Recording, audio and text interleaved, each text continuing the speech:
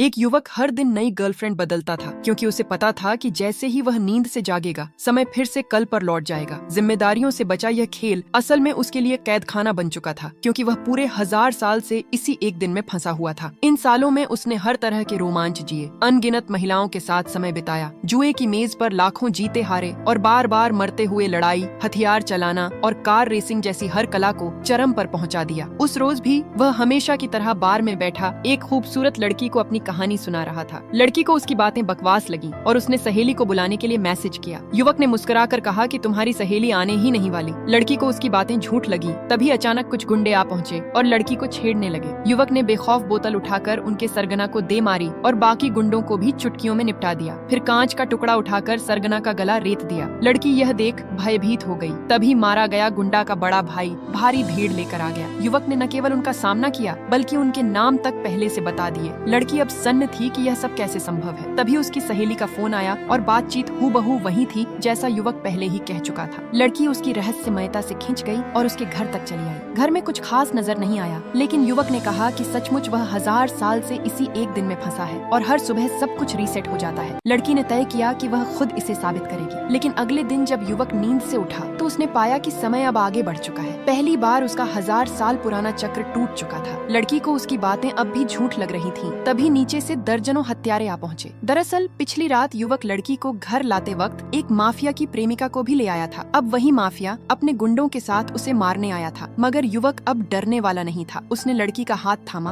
और खिड़की से नीचे फिसलकर भाग निकला। फिर अपनी स्पोर्ट्स कार में बैठकर पीछा करने वालों को जबरदस्त रेस में हरा दिया। लड़की को सुरक्षित छोड़ने के बाद वह सीधे एक महिला सीईओ की कंपनी पहुंचा। दरअसल ये माफिया उसी सीईओ के छोटे भाई का आदमी था और भाई सबसे ज्यादा उसी की बात मानता था। अगर वह सीईओ को मना लेता तो सारी परेशानी खत्म हो जाती। सीईओ के दफ्तर में युवक को देखकर वह चौंक गई। उसका साधारण रूप और छोटे शहर का बैकग्राउंड देखकर उसे यकीन नहीं हो रहा था कि वही युवक उससे करोड़ों की मांग कर रहा है। युवक ने बेझिझक कहा कि मुझे 1 करोड़ दो, मैं तुम्हें सब सच बता दूंगा। गुस्से में सीईओ ने अपनी मेज से पिस्तौल निकालनी चाहिए, मगर तभी युवक ने उसके पूरे अतीत और गुप्त राजों को खोल कर रख दिया। उसने बताया कि उसके पिता हमेशा लड़के को महत्व देते थे, इसलिए वह बचपन से खुद को मजबूत साबित करने लगी। उसने यह भी कहा कि वह अब एक जबरदस्ती की शादी से बचने के लिए 5 साल की बिजनेस शर्त में बंधी है। अगर उसकी कंपनी उस अमीरजादे डिंग परिवार से हार गई तो उसे शादी करनी पड़ेगी। सीईओ स्तब्ध थी कि यह साधारण युवक उसकी जिंदगी के इतने गहरे राज कैसे जानता है। तभी उसकी सहायक फाइलें लेकर भीतर आई। युवक ने झटपट उसे मेज पर पटक दिया और ठंडी आवाज में बोला, डिंग परिवार ने तुम्हें कितना दिया है जो तुम उनके लिए काम कर रही हो?